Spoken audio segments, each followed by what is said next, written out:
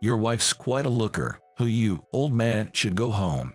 4 men, probably gangsters, surrounded me and Catherine.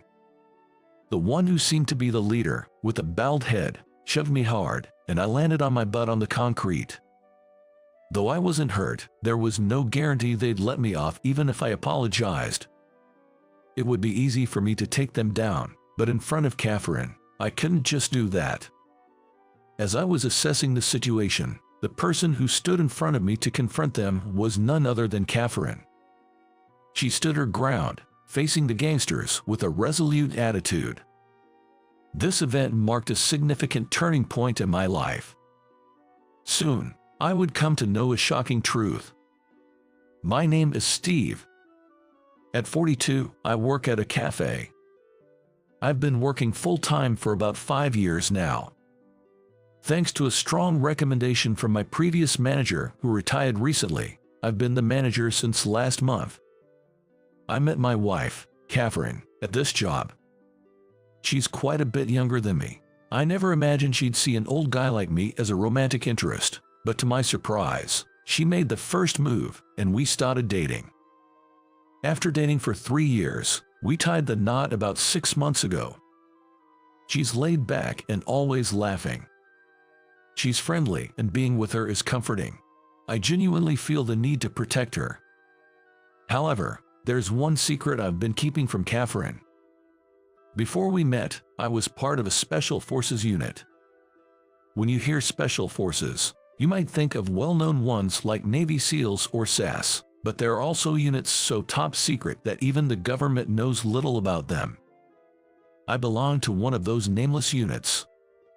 I have done undercover operations and espionage all over the world, and when ordered, I did whatever was required. Things so cruel that you'd hesitate to even speak of them, and things that would make you shudder just by recalling them. When given a target, I took out anyone, be it a baby or an elderly person. Refusal wasn't an option, and completing the mission was mandatory. But I couldn't bear that life anymore. I ran away. I grew weary of disrupting someone's life or taking someone's life. When I told my superiors and government officials that I wanted out, they tried to stop me, but as I cried out loudly, expressing my desire to leave, they begrudgingly accepted my resignation. Although I had doubts about being able to live a civilian life after only knowing combat and deceit, I managed to start a pretty smooth life in the society. Wanting to forget my blood-stained past and live peacefully, I chose to work in a cafe. I only had a vague idea about it, but the relaxed atmosphere felt like a relief from the constant tension I had known. And as I started getting used to the job, I began dating Catherine, a part-timer who had joined us. The peace and tranquility I feel in my daily life now, I honestly owe a lot of it to her. Catherine is always there to support me. Her subtle gestures of care, her knack for covering for me when I falter, she does it so naturally without making me feel obligated. Sometimes, she's so mature that it's hard to tell who's older between us, and her sociable nature often helps bridge the gap between others and me. At times, I feel guilty for keeping secrets from someone like Catherine. But I can't tell her. She must never know.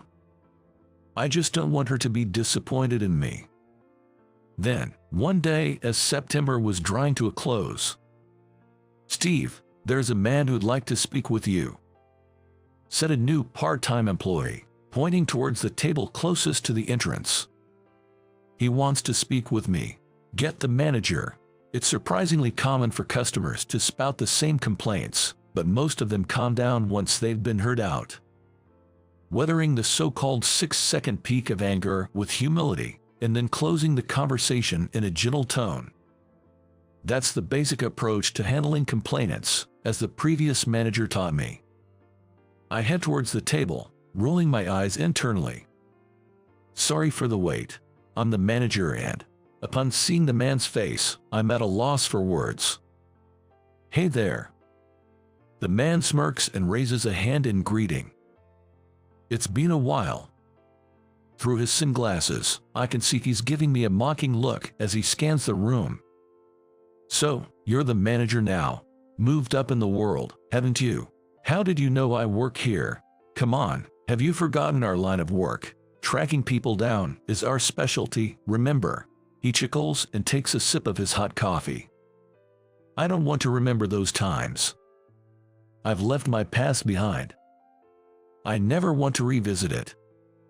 So you're saying you don't want to see me? That's a bit cold for an old friend, don't you think? You're not an old friend, you're a former boss. This guy, Mike, was my former boss during my Special Forces days. He was also the commanding officer, and under his directives, I carried out undercover operations numerous times. Steve was ambitious to a fault. Though skilled, his abrasive methods often caused friction, leading to his eventual expulsion from the unit.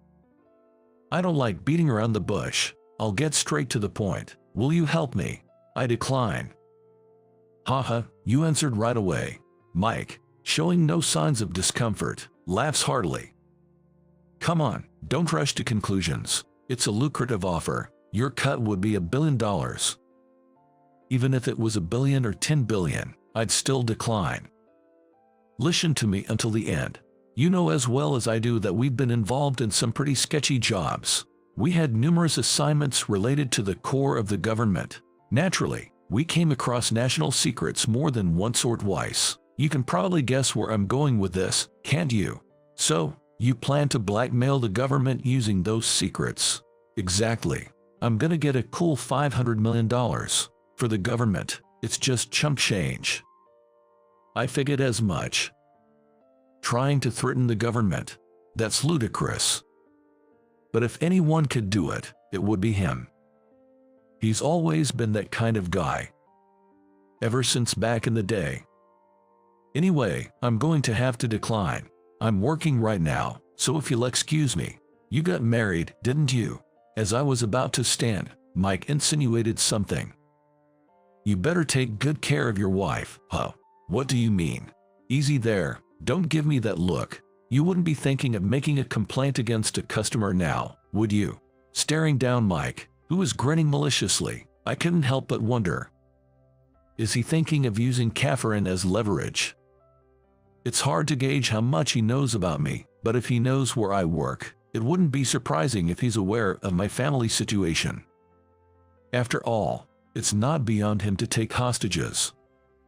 He's, after all, the kind of guy who would try to blackmail an entire country. Look, I'm not asking for an answer right now. I'll be back, and when I do, I'll fill you in on the specifics.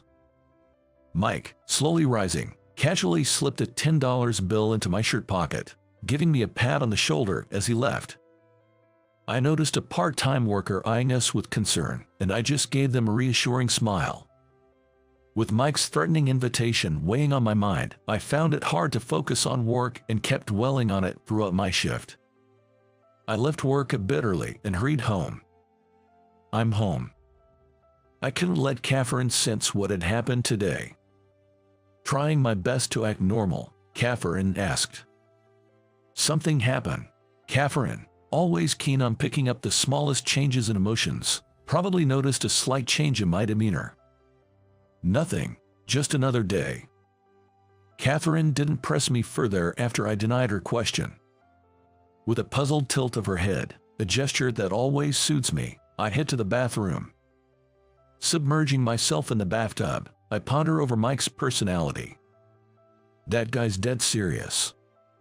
Whether he's dealing with a whole country or dragging me into the underworld. He's the kind who goes all out, takes pleasure in pushing people to the brink. That being said, I've already refused him. Even if he asks again, my answer won't change. I reckon he knows me well enough to know that, so he won't keep pestering me for a response. And while I'm eager to ensure Catherine's safety, I doubt the police will provide protection at this point. If I can't find an answer, it's pointless to dwell on it.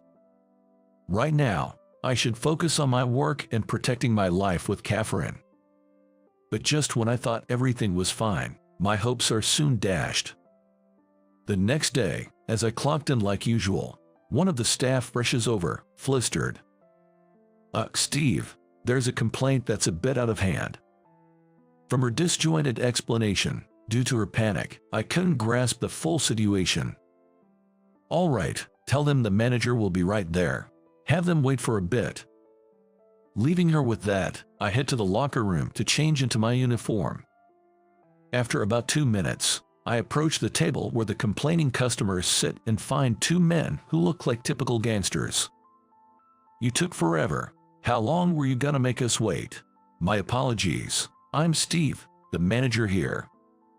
From what the staff told me, the complaint seems to be about a delay in serving their order. The kitchen staff mentioned it's only been about 5 minutes, so it seems like the customers just want to pick a fight. "I was informed by the staff that there was a delay in serving your meal." "Yeah, we've been waiting for hours. What kind of training do you give your staffs in this place?" According to the staff, they said they only kept you waiting for about 5 minutes. But if I felt I waited, that's too damn long. What's with that attitude towards a customer, huh? The bald man slowly stood up and roughly grabbed my tie. "You realize we're made men, right? You get that, don't ya?" The man menacingly leaned in close. What a hassle. Hesitating for a moment, he suddenly let go of my tie. "Relax. We don't mess with ordinary folks like you." He patted my shoulder twice and began walking towards the entrance. Another guy followed the bald man, and as I sighed in relief, they kicked over another customer's table. "This is our regular joint, you know. If we see you again, take it as a sign you want to be buddies with us, all right?" I was speechless at their audacity. But I can't just stand here and do nothing. I told the other staff to call the police and approached the men. "Gentlemen, the police will be here soon. Could you please wait inside until they arrive?" But they weren't fazed. "We're from the outlaw crew.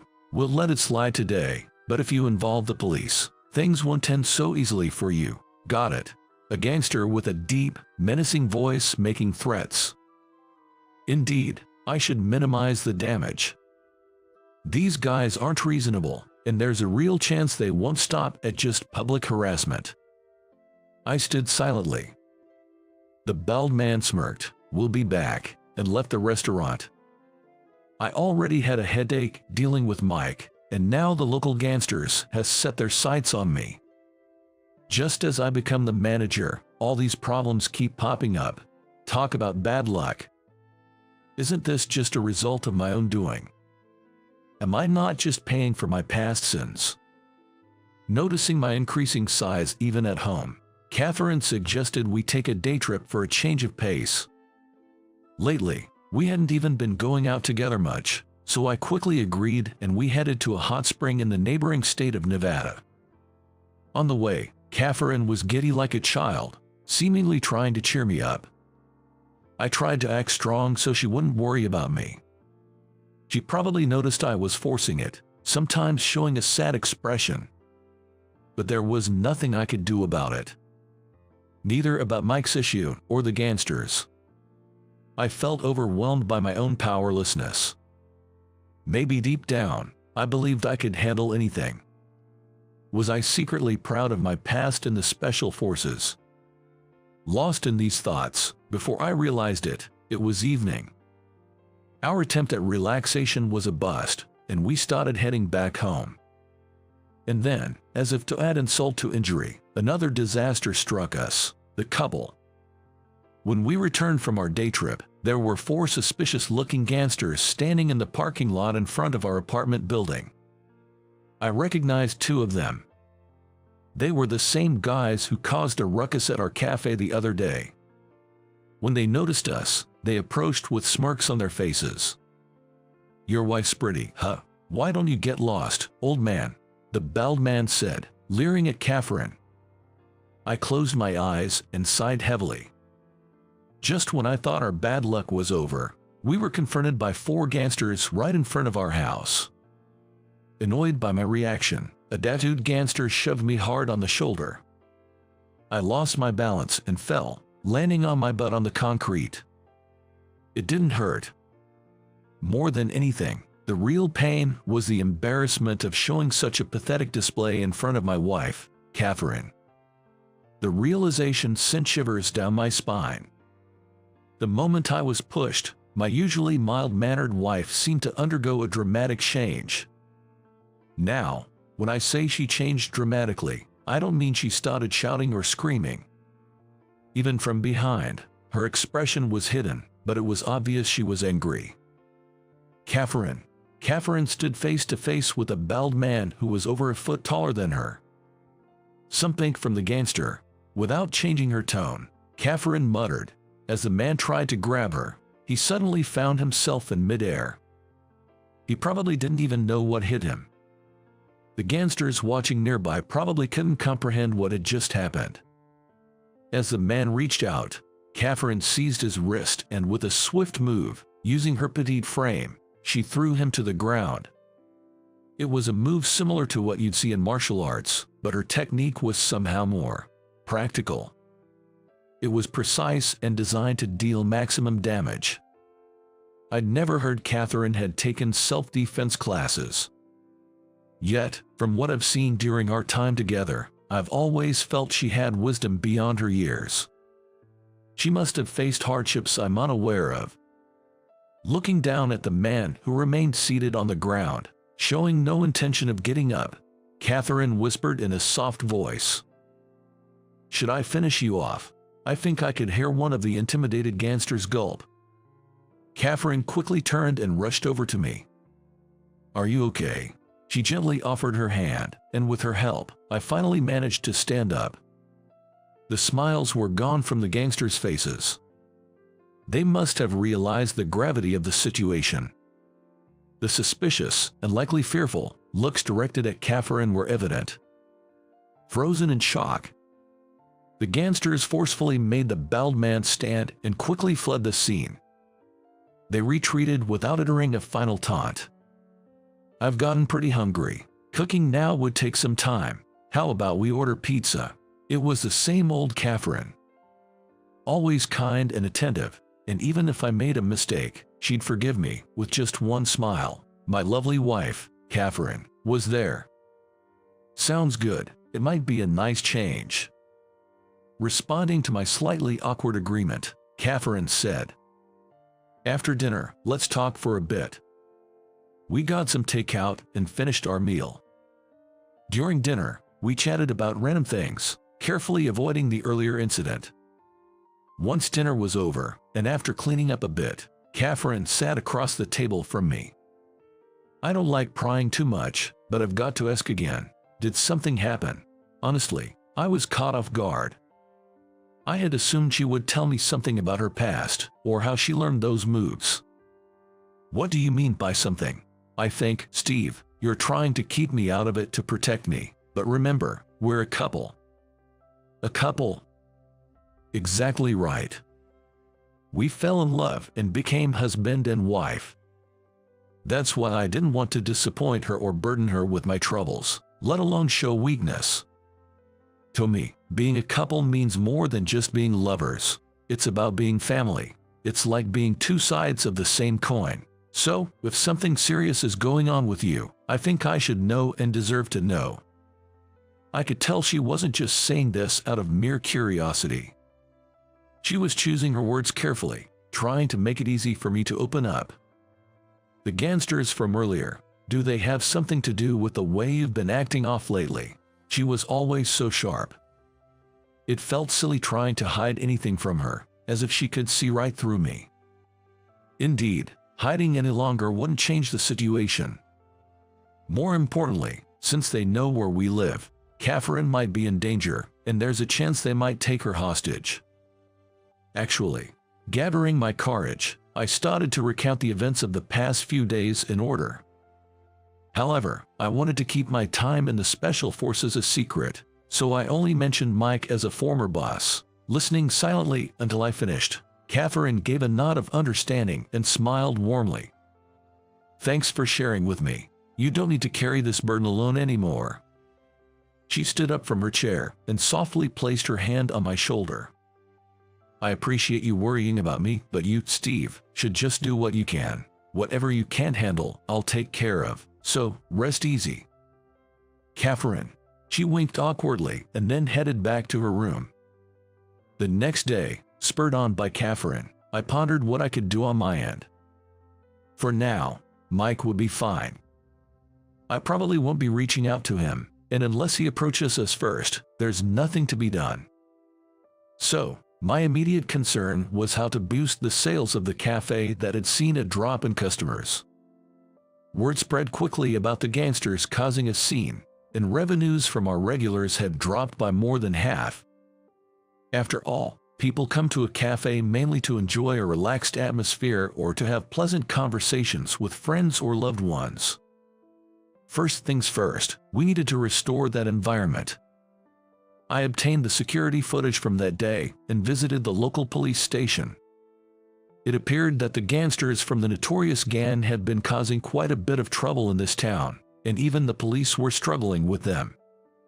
I brazenly asked if an officer could be stationed at the cafe, but understandably, they declined. However, they agreed to include the cafe on their patrol route, so I arranged for that to start the next day. Then, I signed a contract with a private security firm. Even with a security guard present, it seemed unlikely that professional thugs would be deterred, but their presence would at least provide some reassurance. The real aim wasn't just to keep the gangster away, but also to make the customers feel safe.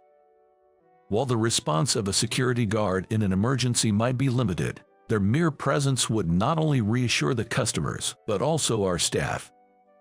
The owner was initially hesitant, but after seeing the evidence, he reluctantly agreed. With that, I'd managed to create a safe environment for the cafe. Given that our place was originally popular as a calm and relaxing cafe, as long as incidents like the recent one didn't occur again, the foot traffic would surely return. That being said, merely waiting around won't bring customers in. I decided to tap into social media.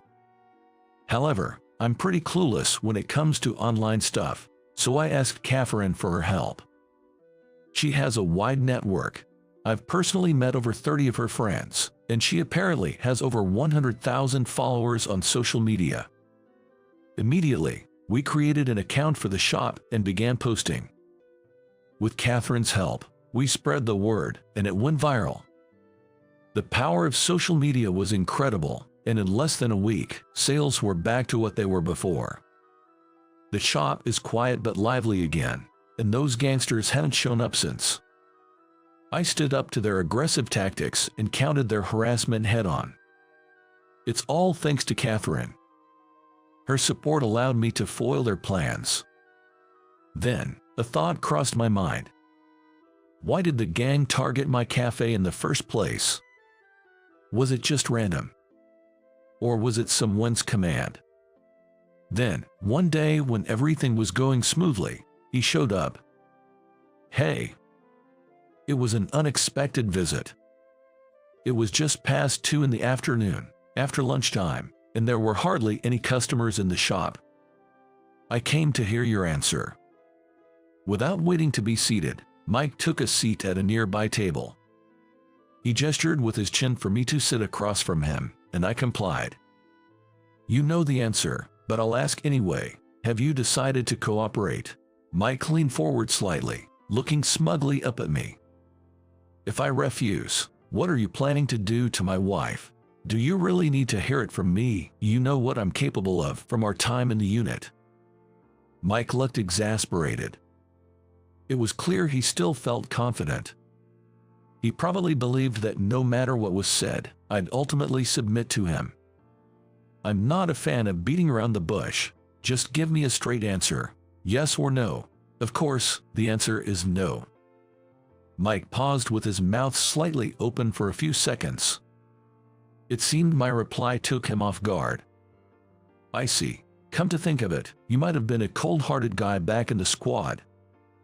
I'm not sure who you're confusing me with, but it's not that I don't care about Catherine's well-being or that I won't follow you. It's quite the opposite. Opposite? How do you expect to protect your wife by turning me into an enemy by refusing my help?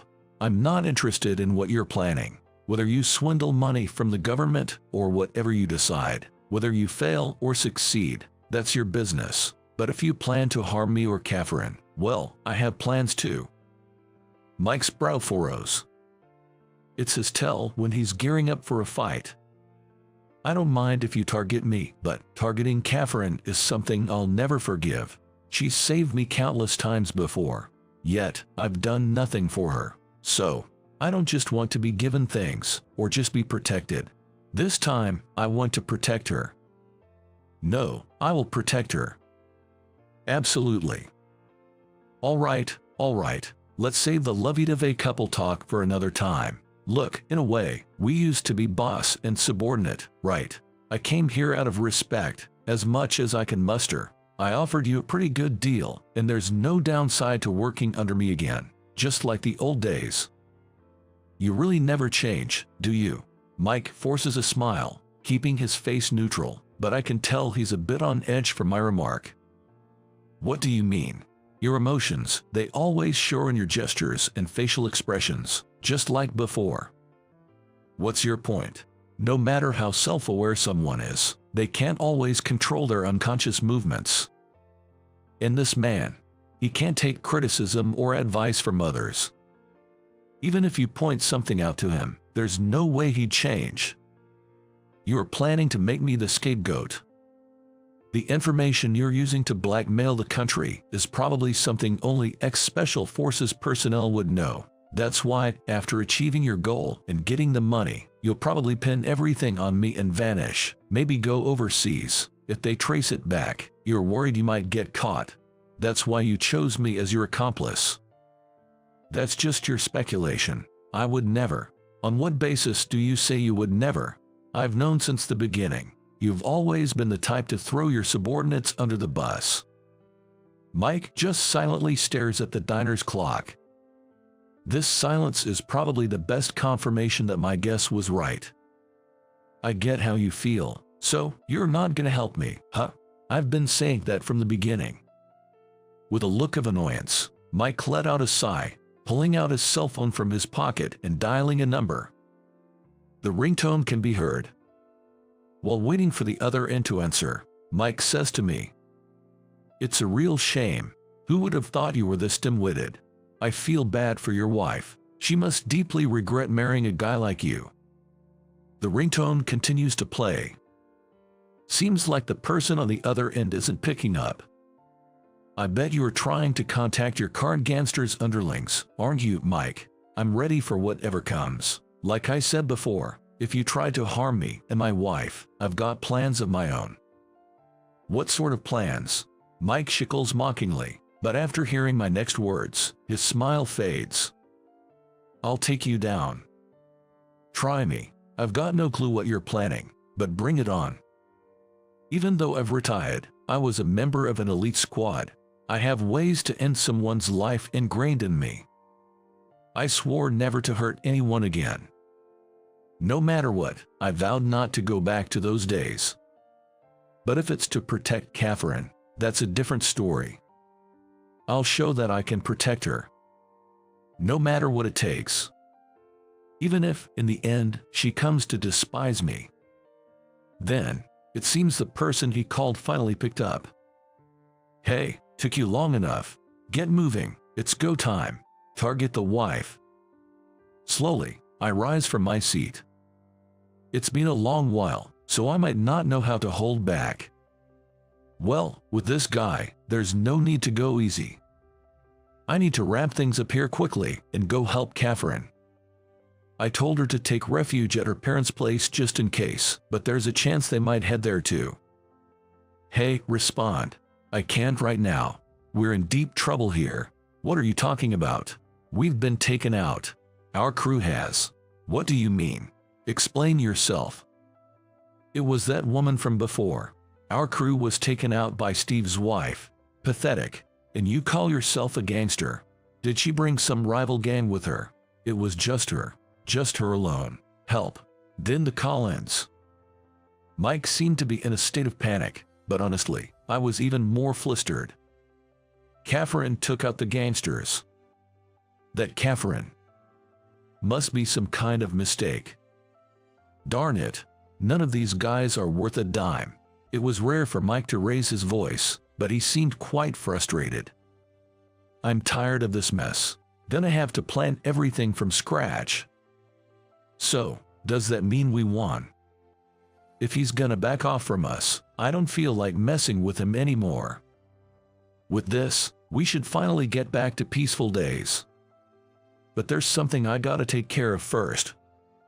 Saying that, he reaches into a different pocket than the one he took his cell phone out of, seemingly trying to pull out some weapon.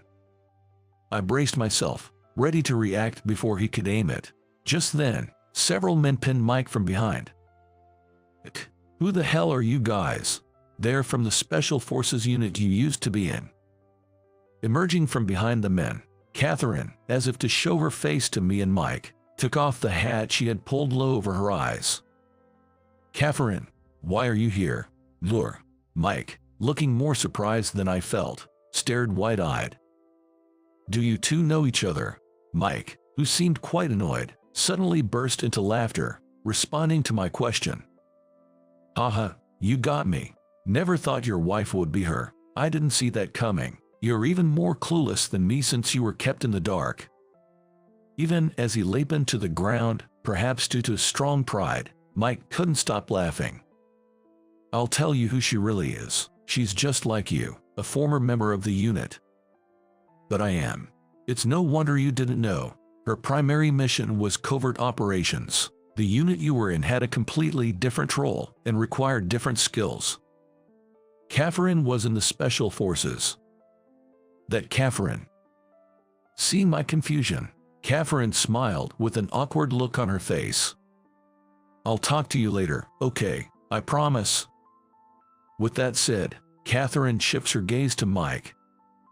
"They're not as lenient as the police. Of course, American laws don't matter to them. Regular imprisonment is too soft a punishment for them. You know that, right? Damn it. If I knew you were the bride, I did wrong by those gangsters. Guess they are not ones to be messed with easily." From the outside, backup officers come in, and Mike is taken away. He seemed to want to say something, glaring at me with resentment, but in the end, he leaves the cafe without uttering a word. "Catherine, I'm sorry for everything. I must have worried you. Like I said, I'll explain everything when we get home." "Yeah, I'll tell you everything too." Catherine shows a sweet smile. "Well, let's see off our former boss now." "Yeah, we should." I silently watched Mike's retreating figure. This wasn't a moment for a salute, and I felt no obligation to give one. Sure, he had his issues, but there's no denying he was competent. There were times I admired that man. Thinking about it now, I do feel a bit of melancholy, but he really went too far. It was probably fate that things ended up this way. As memories of our time in the unit flashed through my mind, Catherine delicately gripped the hem of her skirt and gave a gentle bow. "Good day." Whether that was her version of a salute or not, Catherine saw off Mike with a poised gesture. Ironically, Mike was taken away by the very special unit he belonged to. I'm now an outsider, so I have no way of knowing what kind of punishment awaits him. Catherine, being well acquainted with them, might know, but I don't particularly want to pry. However, as Catherine said, it won't just end with him going to jail. They'll probably use every method at their disposal to extract all the information from him. The thought alone is terrifying. Still, he had lived life recklessly, so it's his just deserts. I have no sympathy for him. On the other hand, the gangsters who were giving us trouble were apparently decimated by Catherine. Though they weren't that big of an organization to begin with, every one of them either ended up in the hospital or jail, making the gang's survival impossible. Regarding that, Catherine said, I might have gone a bit overboard, with a cute laugh. Well, I won't delve too deep into that. Even if they were just hired by Mike for money, they deserve to face the consequences for their countless misdeeds. So, the various problems that had plagued me for days came to a close, thanks to Catherine's remarkable efforts. It wasn't just me, you know. You helped, and many others too. Catherine said modestly, but she single-handedly brought down again, while in comparison, I felt I hardly did anything. That's not it, you see. We're two halves of a whole. We're married after all. She says that while following me around, and then shows a poor attempt at a wink. That's Catherine for you. How many times has her quickie side saved the day for me? So, you knew everything about my past then. Yes, I knew it all. Just like what Mike said, she seems to have been in a different unit than me. She was extremely skilled, to the point where they wanted to retain her, even going as far as offering to lay off other team members and give her a pay raise. But then, why did someone as capable as her end up with someone like me who doesn't stand out at all? You know, I felt you were really serious. Not in a bad way, of course. I could tell you took training and such seriously, but more than that, it felt like you faced life with a lot of sincerity.